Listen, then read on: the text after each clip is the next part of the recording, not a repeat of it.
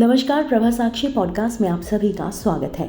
आज के इस पॉडकास्ट में हम बात करेंगे कि किस तरह से डोनाल्ड ट्रंप ने यूक्रेन का बहुत बड़ा सपना तोड़ा और अमेरिका ने किस तरह बीच मझधार में जेलेंस्की का हाथ छोड़ दिया। तो आइए सुनते हैं आज के इस पॉडकास्ट को। लेकिन उससे पहले अगर आपने हमारे चैनल को सब्सक्राइब नहीं किया है तो ज़रूर कर लें, ताकि रोज़ आप तक ऐसे ही इंटरेस्टिंग और जानकारीपूर्ण पॉडकास्ट आ सके। यूक्रेन की नाटो सदस्यता पर ट्रंप यूक्रेन को रूस के साथ युद्ध के दौरान अमेरिका काफ़ी ज़्यादा सहयोग मिला। अब अमेरिका में नई सरकार है और ऐसे में लग रहा है कि युद्ध को रोकने के लिए डोनाल्ड ट्रंप बड़ा कदम उठा सकते हैं। ट्रंप ने व्लादिमीर ज़ेलेंस्की का बड़ा सपना तोड़ दिया है। अमेरिकी राष्ट्रपति डोनाल्ड ट्रंप ने यूक्रेन को नाटो की सदस्यता मिलने की किसी भी संभावना को खारिज कर दिया है, क्योंकि उन्होंने कहा कि कीव सुरक्षा ब्लॉक में शामिल होने के बारे में भूल सकता है।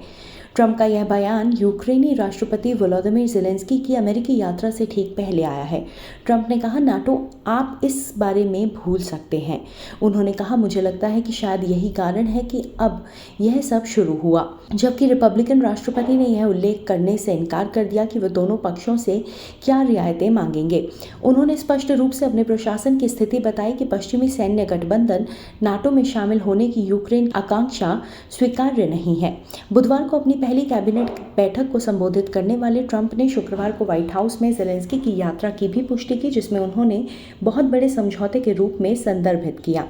अमेरिकी राष्ट्रपति ने कहा कि यूक्रेन के साथ होने वाला यह समझौता अमेरिका को यूक्रेन के तथाकथित दुर्लभ खनिज भंडारों तक पहुंच प्रदान करेगा, जिसका उपयोग एरोस्पेस, रक्षा और परमाणु उद्योगों में किया जा सकता है। इससे यूक्रेन को डेमोक्रेटिक राष्ट्रपति जो बाइडेन के तहत युद्ध प्रयासों के लिए पहले से भेजी गई सहायता के लिए अमेरिका को वापस भुगतान करने में मदद मिलेगी।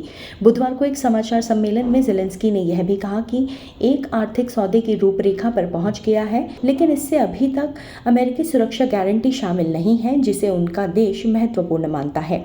विशेष रूप से एपी द्वारा रिपोर्ट किए गए समझौते के नवीनतम संस्करण में कहा गया है कि अमेरिका स्थायी शांति स्थापित करने के लिए आवश्यक सुरक्षा गारंटी प्राप्त करने के यूक्रेन के प्रयासों का समर्थन करता है। हालांकि इसमें उन्हें प्रदान करने के लिए किसी भी अमेरिकी प्रतिबद्धता का स्पष्ट रूप से उल्लेखन नहीं किया गया है। पिछले महीने कार्यालय में लौटने के बाद से ट्रंप ने यूक्रेन को यह बता दिया कि यूक्रेन के लिए दसियों अरब डॉलर की अमेरिकी मदद के बदले में कुछ चाहते हैं। व्हाइट हाउस ने यूक्रेन पर अमेरिका को अपने खनिजों के विशाल भंडार तक पहुंच प्रदान करने के लिए भारी दबाव डाला है।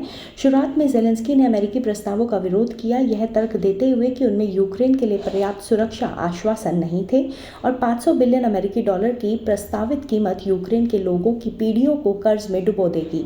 लेकिन कीव भी यूक्रेन के भाग्य में अमेरिका को शामिल करने के तरीके के रूप में निवेश का उपयोग करने के लिए उत्सुक है। आज के लिए इतना ही। अगले पॉडकास्ट में किसी और मुद्दे पर देंगे आपको विस्तृत जानकारी। तब तक के लिए जुड़े रहें प्रभा साक्षी के साथ।